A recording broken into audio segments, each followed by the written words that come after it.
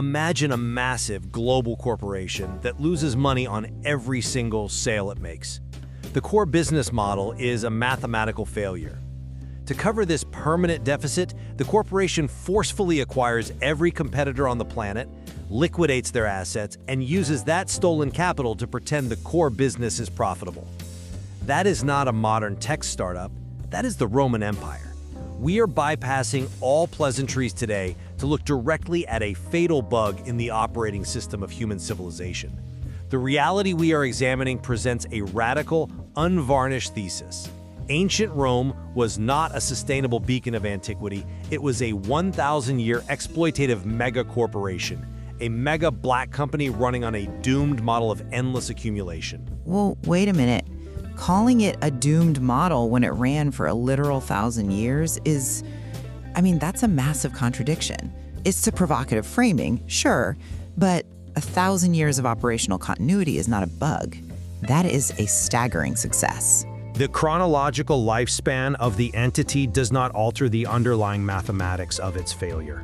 The central question we must answer today is whether this expansionist Roman operating system is an inescapable physical constraint of human sovereignty, or if the implementation of circular capitalism is the sole rational mathematically necessary evolution to prevent systemic collapse. The existing capitalist framework we inherited from this model is a runaway truck with completely broken brakes. It is destined for physical deadlock. A complete transition to a closed-loop circular capitalism is the sole logical path for civilizational survival. Look, I will argue that while the diagnosis of that bug is incredibly precise, the predatory Roman OS you're talking about is deeply hardwired into the survival mechanisms of state sovereignty itself. Rome's model wasn't a mathematical mistake. It was an incredibly efficient alignment with human incentives. Transitioning to a perfectly closed-loop system where nothing is wasted might be theoretically beautiful, but it is fundamentally incompatible with human institutional inertia. The mechanics of how Rome actually functioned prove the inertia is suicidal. We have to view Rome as a grand sample of existing capitalism, a system that only managed to extend its life via the temporary bonus of continuous plunder. Mechanically, Rome acted like a 100-meal kitchen that arrogantly invited 1 million guests. The internal production capacity was nowhere near the consumption demand. The only way to maintain the illusion of prosperity for those guests was a constant, violent influx of stolen resources from the periphery, without a shift to circular capitalism, which fundamentally means a zero-waste economy where a society effectively generates diamonds from its own breath and uses that diamond as fuel to breathe again. Any sovereign entity will inevitably suffocate under its own maintenance costs. I just come at it from a completely different way, because you call it a doomed system, a broken kitchen, but we have to acknowledge why it lasted so long. It perfectly captured human nature. Rome didn't just conquer and pillage mindlessly. They built a powerful subscription model. They executed a breathtaking M&A strategy, mergers and acquisitions, on a civilizational scale. An M&A strategy relies on the generation of mutual value. Rome generated localized complacency funded by externalized destruction. But when Rome conquered a territory like Gaul, they didn't just brutally enslave everyone and salt the earth. They went to the local elites and essentially said, "You are a Roman citizen from today." It was an aggressive acquisition strategy that offered a premium subscription to the empire. You get the aqueducts, you get the trade networks, the military protection, and in exchange, we assimilate you into our tax base. It integrated vast populations efficiently.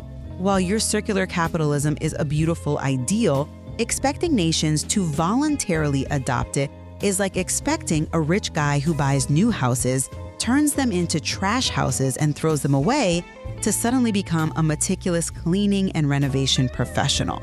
The internal inertia of just believing the current way is fine is an insurmountable barrier. The fact that the wealthy homeowner can afford to buy new houses for a period of time does not mean the supply of houses is infinite.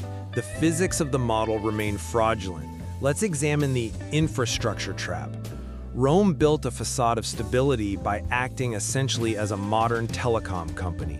They laid highways and optical fibers, their famed paved Roman roads, nationwide. The stated goal was to systematically lower their citizens' physical survival costs and speed up military deployment. This infrastructure was a fatal trap. How on earth is building roads a trap? I mean, I'm on. That is the literal foundation of commerce.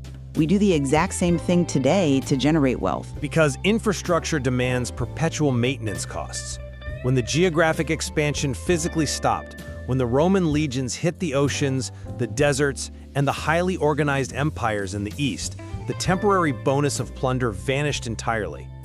The empire transformed into an all-you-can-eat restaurant where the refill plates stop coming and the hungry customers start chewing on the chairs inside the restaurant. Honest Roman farmers were bankrupted by the influx of cheap, subsidized grain from newly conquered lands. They devolved into propertyless citizens. They wandered into the cities, essentially searching for free Wi-Fi, surviving solely on the anesthetic of bread and circuses provided by the state. The prosperity wasn't real. It was a deferred debt. That's a compelling narrative, but you're ignoring the brutal but undeniably effective corporate restructuring the empire pulled off to manage that exact debt. You describe it as if they just sat there, chewed on the chairs, and starved to death. They didn't do that. When the Western branch became unprofitable due to the exponentially rising defense costs against Germanic tribes, Rome executed a masterful pivot. You are referring to the geographic division of the empire, which did not alter the core economic engine. I'm talking about moving the corporate headquarters. They moved from the aging, heavily indebted West Branch to a highly profitable new East building, Constantinople. They secured Egypt, which functioned as a massive server farm supplying infinite bread. By doing this, the Eastern Branch remained in the black for another 1,000 years.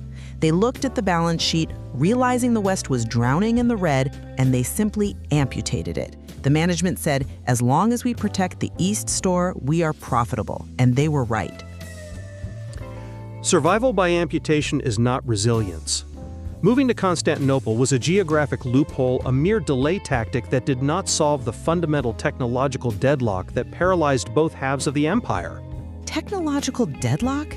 I mean, Rome was an engineering marvel. Look at the Pantheon, the aqueducts. Civil engineering prowess is irrelevant when the society suffers from a fatal reliance on a super low-cost OS, which was slave labor.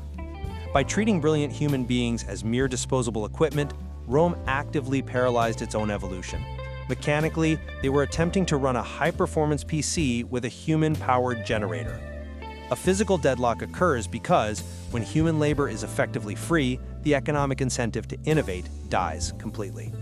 I don't understand how you can say free labor kills innovation. It frees up capital. A Roman patrician will never invest capital into the research and development of a steam engine or labor-saving machinery when they can simply throw 100 slaves at a physical problem for a fraction of the cost. The empire possessed the metallurgical skills. They understood rudimentary steam power. The Heliopile was created by Hero of Alexandria in the 1st century. It remained a novelty toy. They suffocated their own capacity to invent their way out of the resource crisis because the predatory accumulation of human bodies was cheaper than technological advancement. I just do not buy that a lack of steam engines was the primary driver of the collapse. The hardware didn't crash because of a lack of machinery. It crashed because of a massive mental OS rewrite. I am talking about Christianity. Theology does not drain military and economic resources unless the underlying economic structure has already failed. It absolutely rewires the incentive structure of the empire. Imagine a struggling, violently competitive pro wrestling promotion that suddenly, right in the middle of a massive show, turns into a pacifist choir preaching that conflict is a sin. For centuries, Rome ran on a physical power balance. The emperor was an absolute, literal god. Glory was won in blood, conquest, and civic duty.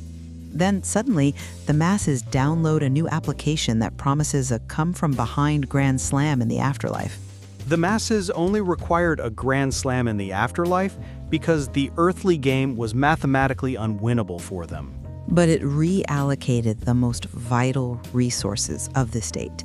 By shifting the ultimate reward from earthly glory to the afterlife, this new ideological application drained vital intellectual and financial capital away from border defense and poured it into theological debate. The brightest minds stopped planning military logistics and started debating the exact nature of the Holy Trinity. The immense wealth of the elite stopped going toward reinforcing the legions and started going toward building magnificent churches. They left the ring completely unprotected while the Germanic tribes, the rival promotion, stormed the arena.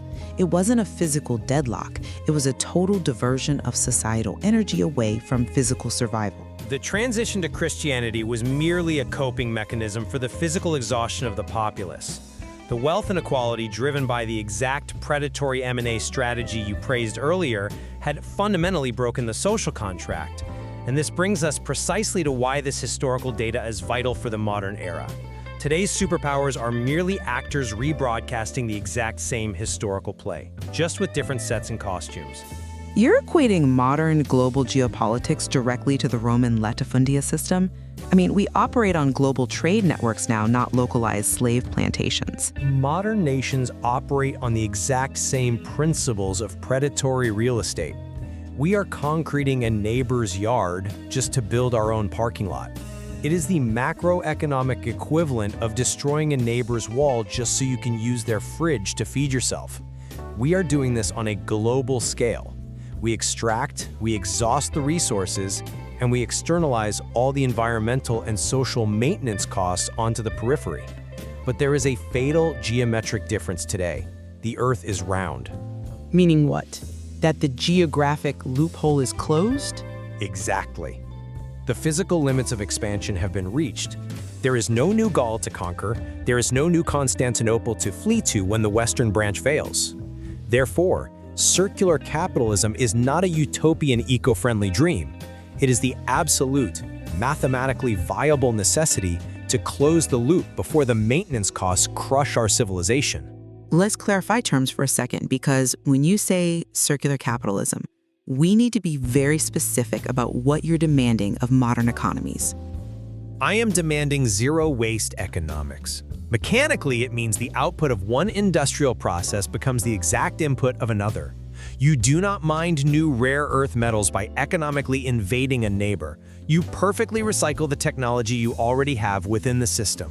We must build an ecosystem that thrives internally, generating energy and materials in a closed loop rather than constantly seeking a new neighbor's fridge to raid. That is a staggering, frankly impossible demand. It assumes sovereign states are capable of acting like rational, unified actors, choosing to rewrite their core code. I challenge the feasibility of this transition entirely. State sovereignty itself is fundamentally a life extension ticket. Ultimately, the geopolitical instinct, the deeply ingrained human operating system, is to behave exactly like the man who steals his neighbor's yard until he circles the globe, runs out of space, and ends up destroying his own house. The physical impossibility of continuing the current model is what will force the transition. But you are asking a society to dismantle the vested interests of its elite classes without an external force compelling them to do so. The noble class of Rome wasn't going to give up their massive estates to invest in human capital and localized resource circulation. The internal inertia, the comfortable chorus of people saying the current way is fine, was an insurmountable barrier. What makes you think modern geopolitical actors, driven by the exact same quarterly profit incentives, will voluntarily choose the incredibly painful restructuring of circular capitalism? They will not have the luxury of choice. The fractures are already showing, precisely as they did in the late stages of Rome. When the central distribution of stolen goods failed in Rome, the fracturing of loyalty immediately followed. The military stopped swearing loyalty to the abstract concept of the state. Right, they turned to their generals because the generals could actually pay them. They became private armies for their oshi, their absolute favorite, idolized general. They followed charismatic military CEOs because the central franchise could no longer fund the operation. The unified illusion of the state dissolved into fragmented self-interest. The logistics of moving grain across the Mediterranean to feed a bloated, unproductive center collapsed under its own massive weight. We are seeing the exact same fracturing today. Global supply chains are snapping. The astronomical cost of maintaining global military hegemony, which is the modern equivalent of Rome's border walls, is actively bankrupting the center. Transitioning to a system where we localize resources and treat human beings as high-efficiency production units rather than disposable batteries is the only geometric path left. I don't disagree that the limits are real. The bug report you're outlining is incredibly precise, and the parallels with Rome are chilling. When the geographic frontier vanishes, the system turns cannibalistic. But recognizing the bug and deploying the patch are two entirely different things. Transitioning to circular capitalism requires rewriting the fundamental survival instinct of our species. The deeply held belief that taking is the fastest way to survive. Taking is no longer the fastest way to survive. It is the fastest trajectory to systemic bankruptcy. Mathematically, yes, I concede the math. But psychologically, you are asking the global economy to achieve a state of thermodynamic perfection. Historically, when the Roman OS hits this saturation point, it doesn't gracefully pivot to an eco-friendly closed loop.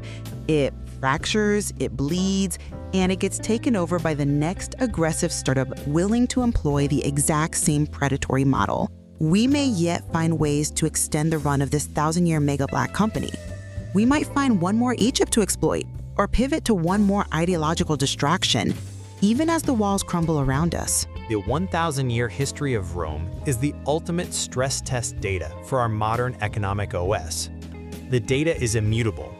Rome behaved exactly like a global chain store that expanded far too fast, ultimately went bankrupt from exponential delivery and maintenance costs, and was taken over by the Germanic shift leader who simply stepped into the vacuum of the ruined franchise. We have reached the literal physical limits of the planet. There are no more external provinces to exploit. There are no more hidden continents to serve as the temporary bonus to balance our collapsing spreadsheets.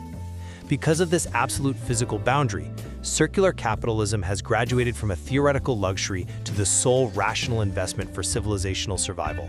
It is the only architectural framework that can break humanity out of this cyclical, predatory Ponzi scheme. We are operating a high-performance machine on the exhausted fuel of a broken paradigm. The choice is no longer between the comfort of expansion and the discipline of circulation. The choice is strictly between circulation and the chaotic, violent collapse of the megastructure.